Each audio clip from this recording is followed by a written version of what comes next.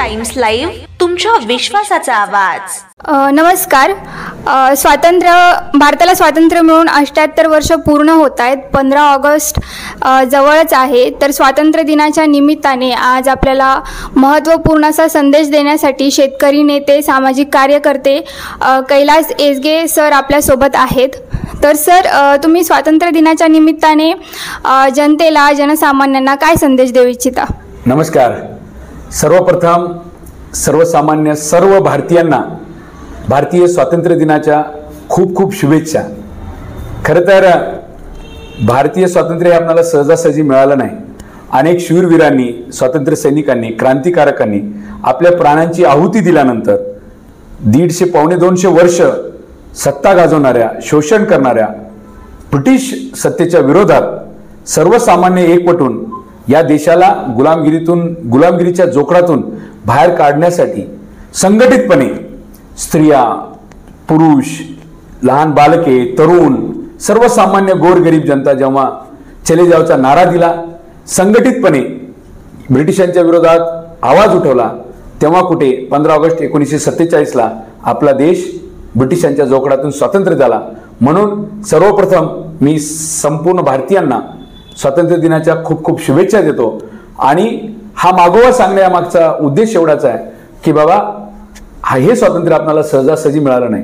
आज आपल्या पिढीला जरी वाटत असेल ते आपण सहजगत्या आपण जन्म घेतला, आपण स्वातंत्र्यात जन्म घेतला, त्यामुळं आपल्याला या स्वातंत्र्य मिळवण्याच्या यातना आपल्याला माहीत नाहीत, ते कष्ट आपल्याला माहीत नाहीत. म्हणून आज खऱ्या अर्थाने या स्वातंत्र्याचा आपण किती उपयोग घेत असताना या राष्ट्राच्या प्रती, या देशाच्या प्रती आपले काही कर्तव्य आहेत का, हे आपण विसरता कामा नये. आपल्या पूर्वजांनी, आपल्या स्वातंत्र्य क्रांतिकारकांनी, स्वातंत्र्य सैनिकांनी झगडा देऊन, संघर्ष करून हे स्वातंत्र्य मिळवलं.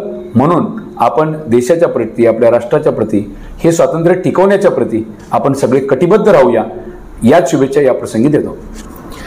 सर, 1947ला जेव्हा भारताला स्वातंत्र्य मिळालं तेव्हाची परिस्थिती वेगळी होती. तेव्हा ब्रिटिशांच्या गुलामगिरीतून आपला देश मुक्त झाला होता. पण आत्ता पाहिलं तर आपण परिस्थिती खूप बदलली आहे. तर मग सध्याच्या घडीला तुम्ही स्वातंत्र्य दिनाकडे कसं पाहता?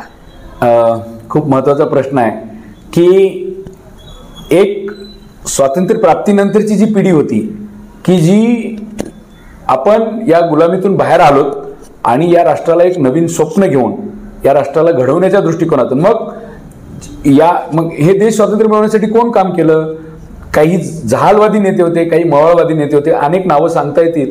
अगदी त्या तत्कालीन भारतीय राष्ट्रीय काँग्रेसचे सगळेच, म्हणजे महात्मा गांधीपासून ते सुभाषचंद्र बोस, पंडित जवाहरलाल नेहरू, वल्लभभाई पटेल, अशा विविध स्वातंत्र्य सैनिकांनी, त्याचबरोबर अगदी जहालवादी जसे भगतसिंग, राजगुरू, सुखदेव, चंद्रशेखर आझाद, अशा विविध जहाल मवाळवादी लोकांनी एकत्र येत संघटितपणे संघर्ष करत हे स्वातंत्र्य मिळवलं.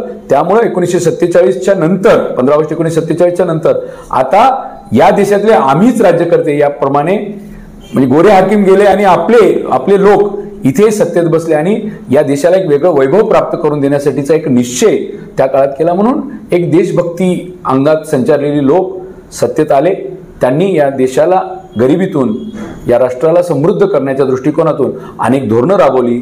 मग तेव्हा शेतीवर मोठ्या प्रमाणात लोक आधार नव्हते, तेव्हा म्हणजे शेती आधारित धोरणं, त्याचबरोबर पंडित जवाहरलाल नेहरूंनी उद्योग विकसित करण्यासाठी उद्योग आधारित धोरणं राबवली. अशा विविध गोष्टी शैक्षणिक क्षेत्रामध्ये खूप मोठ्या प्रमाणात प्रगती केली. कारण ही संपूर्ण पिढी, अगदी पंडित जवाहरलाल नेहरू असतो, लालबहादूर शास्त्री असो आणि त्यानंतरचे सगळे पंतप्रधान जे आपण अगदी ज्यांचा नावोल्लेख करू शकू, ही सगळी देशभक्तीने या राष्ट्राच्या प्रेमाने ओतप्रोत भरलेली ही माणसांनी एक चांगली पिढी पुढे येत या राष्ट्राची निर्मिती केली. पण त्यानंतर मात्र जी स्वार्थापोटी या सगळ्या राजकारणात या क्षेत्रात आलेल्या लोकांनी मात्र खूप मोठ्या प्रमाणात अगदी भ्रष्टाचार बोकाळला. आपल्या सगळ्यांना जयप्रकाश नारायण, नव्या पिढीला माहीत नाही पण जुन्या पिढीतल्या लोकांना माहिती आहे की जयप्रकाश नारायणनी भ्रष्टाचार मुक्त आणि देशाला एका वेगळ्या वैभवाचा मिळवण्यासाठी खूप मोठे जनआंदोलन उभं केलं होतं. म्हणजे एक पिढी संपल्यानंतर दुसऱ्या पिढीला त्याची जाण निर्माण व्हावी यासाठी अनेक समाजवादी चळवळीतल्या लोकांनी या देशाला परत एकदा नव्या चांगल्या सत्ता मिळावी, चांगले लोक सत्तेत यासाठी प्रयत्न केलं. पण आज जर परिस्थिती पाहत असाल तर फक्त पैसा, पैशातून सत्ता, सत्तेतून परत पैसा, अशा पद्धतीच्या भ्रष्टाचार, संपूर्ण काळे धंदे, म्हणजे आम्ही देशभक्त आहोत असे म्हणणारे लोक सुद्धा, आम्ही देशभक्त, आमची पार्टी देशभक्ताची आहे असे म्हणणारे लोक सुद्धा जेव्हा देश विकायला बसतात तेव्हा खूप भयान मनाला यातना होतात की बाबा याचसाठी केला होता का अट्टहास, याचसाठीच क्रांतिवीरांनी आपल्या प्राणांची आहुती दिली होती का, याचसाठी शूरवीरांनी, विशेषतः स्वातंत्र्य सैनिकांनी अगदी फासावर गेले होते का, असा प्रश्न इथल्या जर वरी बघत असतील तर त्या सगळ्या स्वातंत्र्य सैनिकांना आणि शूरवीरांना पडला असेल की आम्ही याच राष्ट्राच्या, या देशाच्याच निर्मितीसाठी आम्ही ब्रिटिशांच्या विरोधात जाऊन झगडलं का. म्हणजे कधी कधी जुन्या पिढीतल्या लोकांना आज आत्ताची सध्याची जी काही बोकाळलेला भ्रष्टाचार असेल, इथले जे काही एकंदरीत पक्षीय राजकारण आहे, आज माणूस या पक्षात आहे पण उद्या सत्ता आली की लगेच त्या पक्षात जे उड्या मारतोय ते पाहता वरी कधी कधी ग्रामीण भागात असं म्हटलं जातं की बाबा तुमच्यापेक्षा, म्हणजे यांच्यापेक्षा तर निजाम आणि ब्रिटिश बरे होते.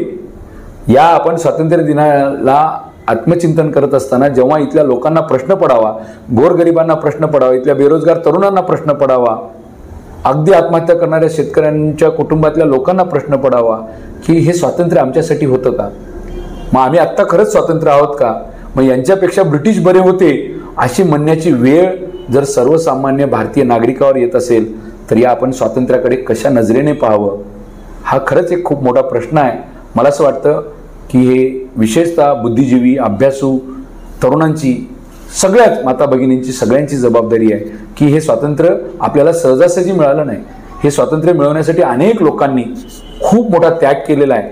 त्यामुळं त्या थोरवीरांचं, म्हणजे फक्त 15 ऑगस्टला 26 जानेवारीला येऊन झेंड्याला सलामी देणं आणि भारत माता की जय म्हणणं म्हणजे देशभक्ती नव्हे, तर आपल्या देशाच्या प्रती आपल्या प्रामाणिक भावना, आपल्या देशाच्या उभारणीसाठी आपलं प्रत्येकाचं कर्तव्य याची जाणीव ठेवणं म्हणजेच स्वातंत्र्य अबाधित ठेवणं असं मला वाटतं. म्हणून आपण सगळे तरुणांनी या निमित्ताने स्वातंत्र्य दिनाने एक निश्चय करूया की माझ्या देशाचं स्वातंत्र्य अबाधित राहावं, माझ्या देशातली लोकशाही अबाधित राहावी, माझ्या देशात इथल्या सर्वसामान्य नागरिकांपासून ते इथल्या श्रीमंतापर्यंत समान कायदे, न्याय असावा. या सगळ्या गोष्टीसाठी तुम्हाला आम्हाला हातात हात घालून झगडावं लागेल. आज परिस्थिती खूप गंभीर आहे. ज्या पद्धतीने आपण प्रश्न उपस्थित केलात, इथली न्यायव्यवस्थेबद्दल आपल्याला आज आपल्या मनात शंका निर्माण झालेली आहे, इथल्या कायदे व्यवस्थेबद्दल आपल्या मनात शंका निर्माण झालेली आहे, आज शिक्षण व्यवस्था, न्यायव्यवस्था, आरोग्य व्यवस्था या सगळ्या कोलमडताना आपण पाहत आहोत. या देशातले 300 खासदार इथल्या निवडणूक आयोगाच्या विरोधात काल रस्त्यावर उतरून आंदोलन करतायत. म्हणजे ज्या एक व्यक्ती एक मत इथल्या संविधानाने दिलेला आपला जो अधिकार आहे, आपला जो पाया आहे, तोच ढासळताना आता सध्या दिसतोय. अशा सगळ्या पार्श्वभूमीवर आम्हाला आत्मचिंतन करण्याची गरज आहे आणि या स्वातंत्र्य दिनाच्या निमित्ताने आपण सर्वजण आत्मचिंतन करूया आणि या देशाच्या जडणघडणीसाठी, नव्या भारताच्या उभारणीसाठी, आपल्या देशाचं स्वातंत्र्य, संविधान, समता ही मूल्य अबाधित राहण्यासाठी आपण सगळे हातात हात घालून जात, धर्म, पक्ष या सगळ्या बेड्या तोडत हातात हात घालून माणूस म्हणून, या देशाचा नागरिक म्हणून, मला आज डॉक्टर बाबासाहेब आंबेडकरांची इथे आठवण होते की जात धर्माच्या पलीकडे जाऊन मी प्रथमतः भारतीय आहे आणि अंतिमतः भारतीय आहे, हाच निश्चय आपण सगळे आपल्या मनात बांधूया आणि परत एकदा भारतीय होऊन आपल्या देशाच्या स्वातंत्र्याला अबाधित करण्यासाठी एकनिष्ठ हो आणि या देशासाठी काम करत राहू. जय हिंद.